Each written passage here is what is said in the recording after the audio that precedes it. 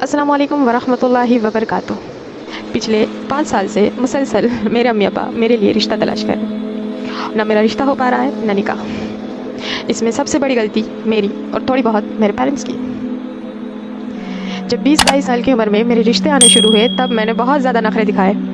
इधर नहीं करूँगी, उधर नहीं करूँगी, ये नहीं चलेगा, वो नहीं चलेगा, वगैरह वगैरह। और मेरे पेरेंट्स ने भी थोड़ा बहुत मेरा सपोर्ट लेते हुए ये बात रखी कि एजुकेशन कंप्लीट हो जाए उसके बाद रिश्ता देखेंगे। और उस चक्कर में आज मैं शायद लोगों की नज़र में इतनी बड़ी हो चुकी हूँ कि अब मेरा रिश्ता होना मुश्किल हो रहा है। तो मेरी प्यारी बहनों, जो गलती मैंने की है वो आप ना करें। एजुकेशन के लिए पूरी ज़िंदगी पढ़िए, आप कभी भी अपनी एजुकेशन को ख़त्म कर सकते हैं। लेकिन निकाह के लिए एक वक्त होता है, एक एज होती है। उस वक्त में अगर आपने निकाह ना किया, वो एज आपकी चली गई, फिर रिश्ता मिलना बहुत मुश्किल होता है। किसी भी यूनिवर्सिटी में रूल नहीं है कि अगर आप मैरिड हो तो आपको एडमिशन नहीं मिलेगा, और न दीन शरीयत आपको एजुकेशन लेने से रोकती है। तो निकाह कर लो सही उम्र पे, उसके बाद आप अपनी एजुकेशन कंप्लीट कर लो। एक लड़का निकाह के लिए सबसे पहले लड़की में क्या देखता है?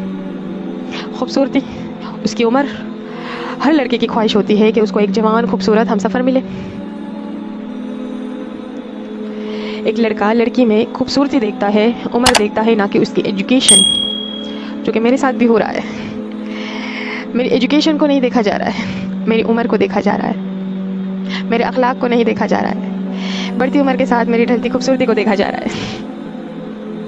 तो मेरी बहनें, यह हक बात है कि जैसे जैसे एज बढ़ती जाती है वैसे वैसे खूबसूरती ढलती जाती है, और जैसे जैसे एज बढ़ती जाती है लड़कियों के पास ऑप्शंस ख़त्म होते जाते हैं।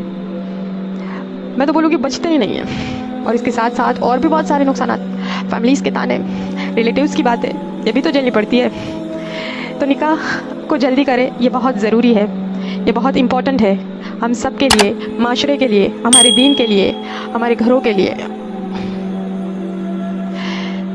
लास्ट में मैं यही कहूँगी, रीत रिवाज रस्मों से परे आओ सुन्नत तरीके से निकाह करें, निकाह को आसान करें और सुन्नत को